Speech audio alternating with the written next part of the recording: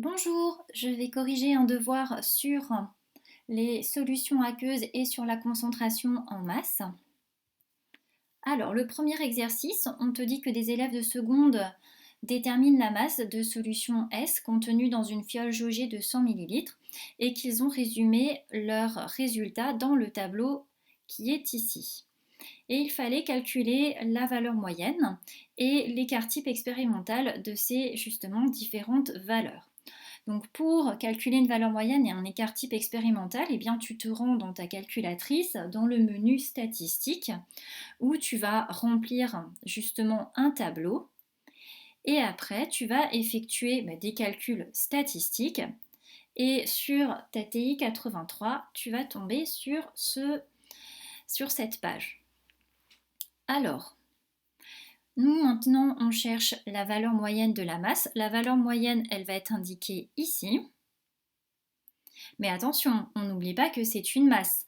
Donc, on n'oubliera pas de mettre l'unité, puisqu'on est en grammes. Et l'écart type expérimental, eh bien, tu vas le trouver ici. C'est grand S de X. Et c'est une dispersion de valeur, donc c'est une dispersion de masse. Donc, on n'oubliera pas de le noter en grammes. Donc, c'est pour ça que j'ai noté que la masse moyenne, elle est de 101,7 grammes. Et l'écart type expérimental, eh bien, c'est ce grand nombre et c'est en grammes également. Le deuxième exercice, on te dit qu'un chimiste prépare 50 ml de solution de sulfate de cuivre en dissolvant 0,70 g de ce composé dans de l'eau. La masse de cette solution pour le volume donné est de 50,6 g. Il fallait déterminer le soluté et le solvant de la solution. Donc le soluté, on a vu que c'était l'espèce minoritaire. Donc ici, ça va être le sulfate de cuivre. Et le solvant, c'est une espèce qui sera majoritaire. Et donc ce sera l'eau. Donc on aura bien une solution aqueuse. Il fallait ensuite déterminer la concentration en masse de cette solution.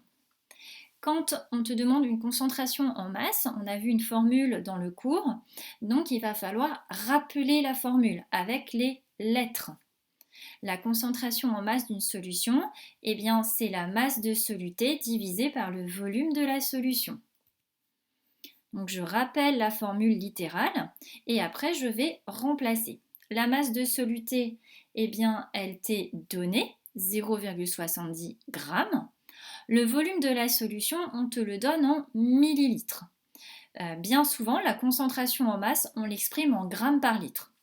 Donc c'est pour ça que j'ai converti 50 millilitres en litres. 50 millilitres, eh bien ça fait 0,050 litres. Et comme je divise des grammes par des litres, eh bien j'obtiens des grammes par litre. Et quand on divise 0,7 par 0,05, on trouve 14. Donc 14 grammes par litre. Ensuite, il fallait déterminer la masse volumique de cette solution. Quand on te demande de calculer une masse volumique, il faut encore une fois remettre eh bien, la formule littérale. La masse volumique, c'est la masse de solution divisée par le volume de la solution. Donc, la masse de la solution, on te la donne, c'est 50,6 grammes. Le volume de la solution, tu peux le mettre en litres, tu peux le mettre en millilitres. Moi, j'ai choisi de le garder en millilitres. Mais si je mets la masse en grammes et le volume en millilitres, dans ces cas-là, je dois retrouver les mêmes unités dans la masse volumique. Si j'avais mis la masse en grammes et le volume en litres, j'aurais obtenu une masse volumique en grammes par litre. Ce chimiste souhaite également préparer 200 ml d'une solution S2, donc ça veut dire d'une solution fille de permanganate de potassium de concentration en masse 0,050 g par litre à partir d'une solution S1, donc une solution mère de permanganate de potassium de concentration en masse 1 g par litre. Comment se nomme cette manipulation? On voit qu'on veut passer d'une solution mère, qui est assez concentrée, 1 g par litre, à une solution fille, qui sera moins concentrée, donc on va vouloir diluer. Donc la manipulation est une dilution. Quel volume de solution S1 doit-il prélever pour fabriquer la solution S2? Eh bien, si on sait qu'on fait une dilution, eh bien, on se souvient que pendant une dilution, la masse de soluté va se conserver.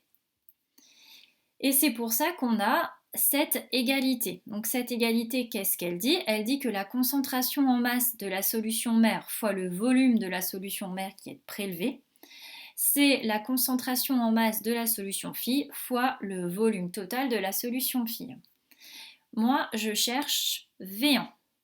Donc pour trouver V1, eh bien, je divise par C1 de part et d'autre de l'égalité.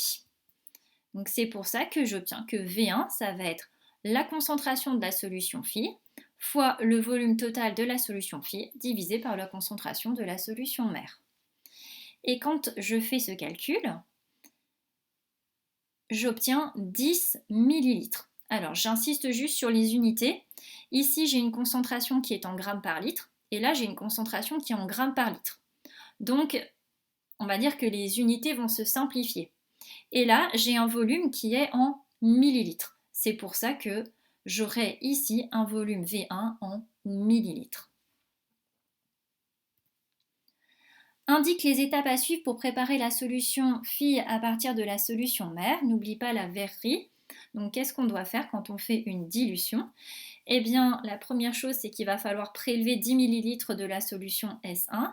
On va utiliser pour cela une pipette jaugée qui sera plus précise qu'une éprouvette graduée ou alors encore qu'un bécher. Et on va équiper évidemment la pipette jaugée d'une poire ou d'une propipette. Puis, on va introduire dans une fiole jaugée les 10 ml de la solution mère. Ensuite, on va compléter avec de l'eau distillée jusqu'aux 2/3. Puis on va agiter. Donc, quand on dit qu'on va agiter, c'est on va agiter légèrement. Enfin, on va continuer le remplissage avec de l'eau distillée. Et à un moment, eh bien, on va utiliser une pipette Pasteur pour pouvoir ajuster au trait de jauge et être plus précis. Et une fois qu'on a fait ça, eh bien, on peut tout simplement boucher la fiole avec un bouchon et là, on peut agiter évidemment plus vigoureusement.